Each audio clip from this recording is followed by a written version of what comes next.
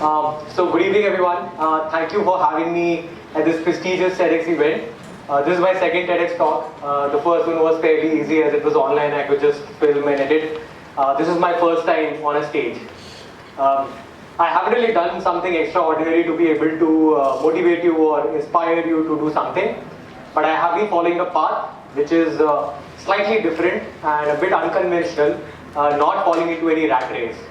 Now talking about rat race, these days with the penetration of internet and a lot of easy access to the knowledge via social media or online, people do want to pursue different careers and just like these days being an engineer or being a doctor is just not a part of rat race. It's much beyond that. Like a lot of you over here, I believe, want to be a filmmaker or be a content creator or be a social media influencer. But one thing there which is common is like majority of the information that we get at this point of time is solely influenced by what we consume on social media or what we consume online. My goal is to motivate you to think beyond the social norms and not fall into the rat race of following trends blindly. I'll be using two cases to address this. One will be fairly simple and very generic, where I'll just talk about how the algorithm and various trends on social media work. And second will be slightly interesting because I'll be sharing more insights from my life, sharing more experiences that I've incurred during my travel, or sharing more experiences working as a content creator and a marketer. But before that, let me give you a quick introduction about myself. I am Nishit Sharma, a marketing professional, travel filmmaker, or I mean put it like a filmmaker, a travel enthusiast, and somebody who loves flying drones. Like that is something one thing people definitely know a lot about. And I haven't left my full-time job to be able to pursue my passion, and I've been doing this along with my job, and I have been able to gain progress in both the different fields. I currently head marketing for one of the firms based in London, and at the same time I'm a self-taught filmmaker. I've got to work with a couple of really interesting brands like BBC Studios, CNN, Amazon Prime, a couple of more tourism boards, just to name a few. I have also worked as the area cinematographer for a web series which is now live on Amazon Prime. It's called Harmony with A.R. Rahman. I also have a YouTube channel where I post my travel films, and I have a decent followership of about 280,000 people. And I believe majority of you over here are pursuing engineering, and somebody whom I can relate to, because 10 years ago I was doing the same. I have completed my engineering from IIT Guwahati. Now tell me one thing, like how many of you have been into a situation where you would have come across some content piece online from a travel influencer or some influencer and would have just thought like how cool their life is. This is something probably what I want to do, or this is what my passion is. I'm sure like there must be a few or there must be many between amongst you. But before calling it a passion, let me tell you, like majority of our thoughts are influenced with what we consume online or with what we consume on social media platform. So I'll try to give you more insights in the life of or the journey of a content creator. Now, journey of a content creator is not something very easy. You really have to play several different roles if you are following a path of being a content creator, specifically if you don't have a big team. So it is definitely a bit difficult at the initial stages. You have to be a script writer, you have to be a production manager, you will have to be a line producer, you will have to play a role of a cinematographer, you will have to play a role of a video editor, you have to be a travel agent for yourself. At the same time, you also have to manage your finances, talk to brands, close the sponsorship deals, be a marketing expert, do PR, manage finances. These are just to name a few, and there are definitely a lot more than this. And at the same time, you will have to keep educating yourself in order to be able to brush up your skills and enhance your art. Now there have been several situations where I would have been like stuck at some location or stuck at some situation with a really heavy backpack and a really heavy camera and gimbal setup, which you can see in the images. This is actually very heavy, and if you weigh it out, it's roughly close to 4 kgs. Imagine doing a trek with that, and imagine being at a situation where you come from a very tiring day of shoot or a very tiring trek, but you can't really sleep because you have to prepare for the next day as you have a next shoot scheduled. So you'll have to take backup of all the footage, you'll have to charge all your batteries, and if you're traveling with so many gears, so it's a process, it takes time. Now I would like to show you this picture. How many of you find it really fascinating looking at these images? Okay, I certainly find this very fascinating because this was my first time being inside the crater of an active volcano. Well, that's me flying drone in one of the images, standing with my camera, posing for a picture. And I definitely look happy, and I was definitely happy. But why, I will get to that later. But yeah, this is like one of the situations where I have been standing there and I look pretty normal and it looks like a very chill day. And but yeah, I'm inside the crater of an active volcano for the first time in my life. Now, let me give you a behind the scenes of these images rather.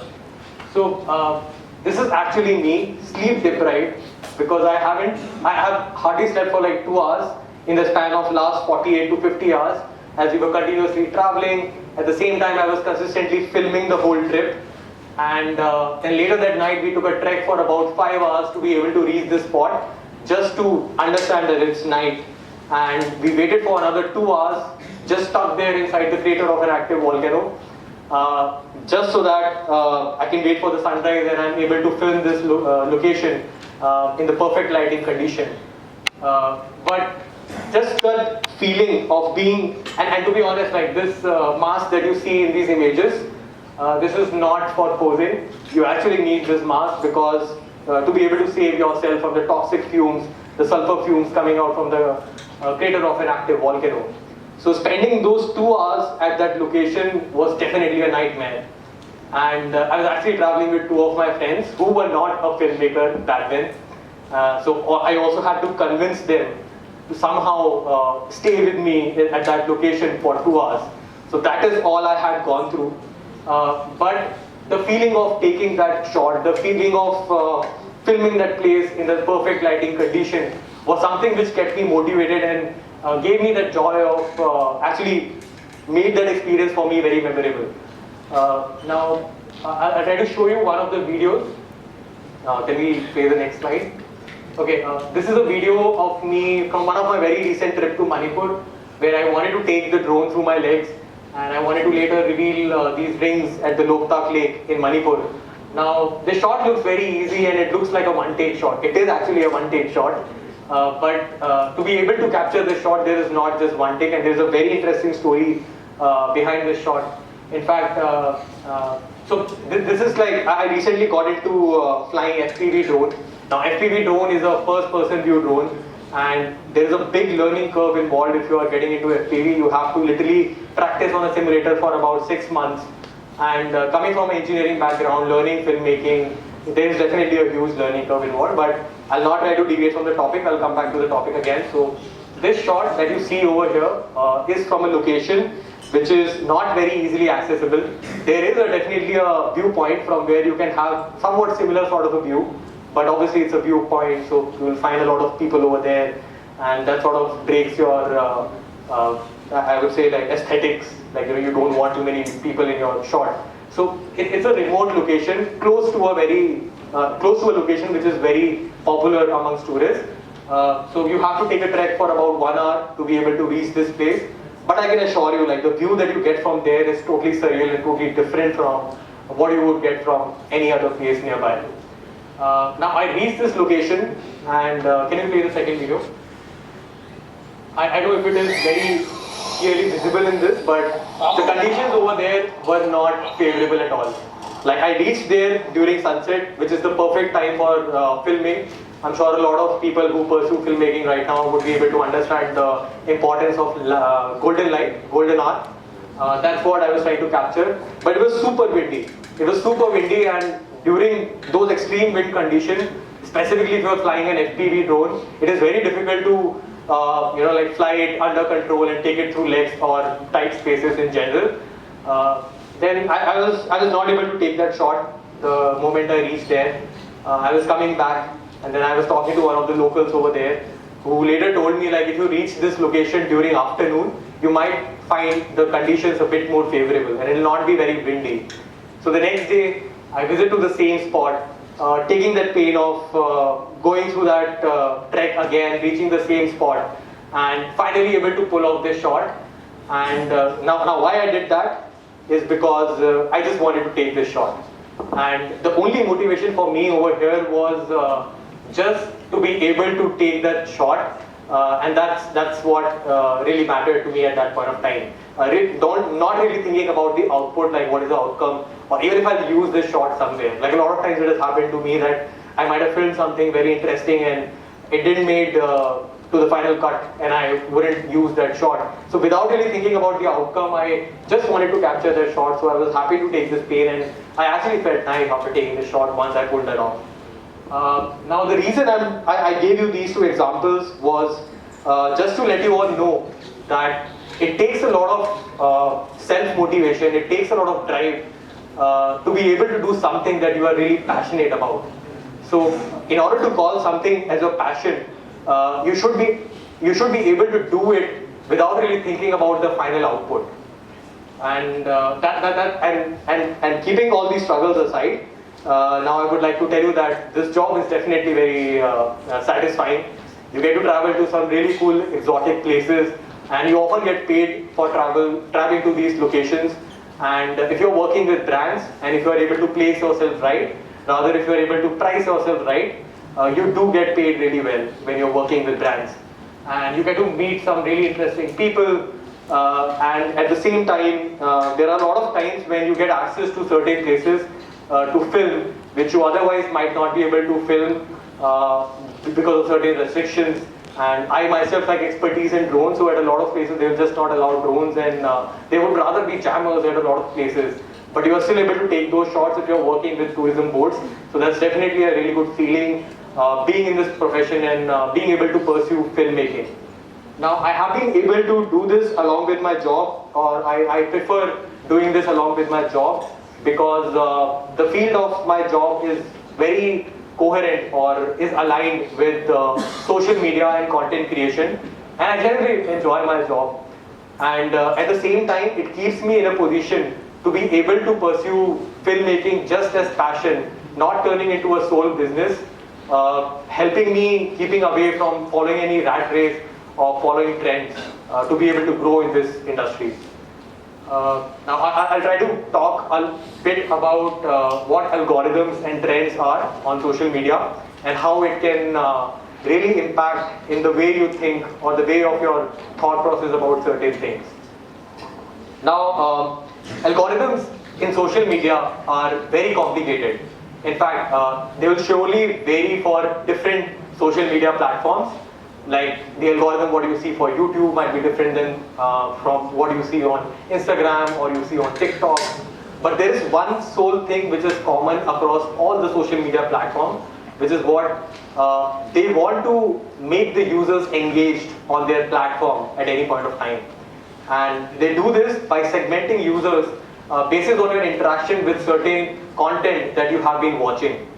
Now, like for example, there can be two people who are friends who might be living very nearby, who are very close to each other, but the feed that they might be seeing in the social media apps might be totally different. Like for example, there can be person A who likes cooking, watches soccer, goes to a temple. He might be seeing a totally different social media feed from the other person B who likes reading, watches cricket, atheists. Now there will be definitely some overlap, there will be some intersection between the kind of content that they are being pushed, but overall the feed that they have been seeing in their apps can be totally different. Now at the same time, algorithms also try to push new content which is based on their virality and the popularity of that content. Like I'm sure many of you might have come across this song called Kacha Badam. To be honest, I saw his face yesterday only when I was just making this PPT. Although I have heard this song, even though you like it or not like it, but you might have been across this song at some point of some place, or somehow you might have just heard this song because it just went viral. Now, once the algorithm identifies a certain set of content doing well, then it tries to push more content which is similar to that sort of a content to a mass audience, which is what creates a trend. Now, as a content creator, if you want to grow rapidly in this field, you would either want to follow these trends, or you would like to dedicate your time trying to figure out or generate a content which can eventually be trending. Now, the reason I wanted to share this insight with all of you is because the way you think about certain things can be influenced just by these social media platforms or whatever content that you have been consuming online. And sadly, like, that's one of the major source of information or knowledge base these days. So this is a very crucial time in your life, and I believe like this is going to help you a lot shaping your career moving forward. So you really need to disconnect. You really need to explore and think through what you really want to do in life before just calling it as a passion because it has been trending. I'm sure like this whole journey for you of self-exploration is not going to be easy, and it's not going to be happening overnight. But I'm sure if you really sit back and disconnect and try to think what you really love, if something is going to help you long term.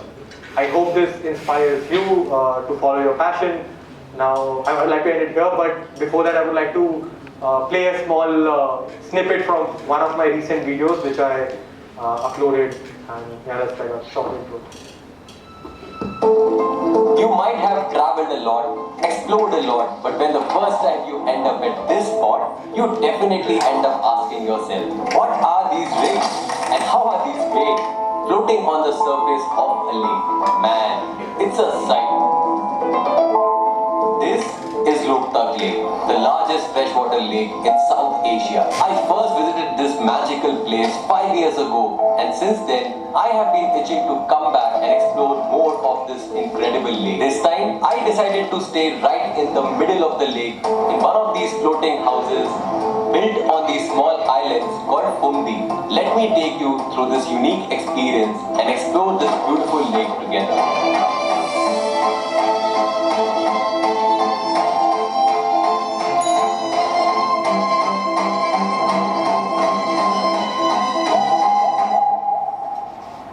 So I did end up using that shot this time.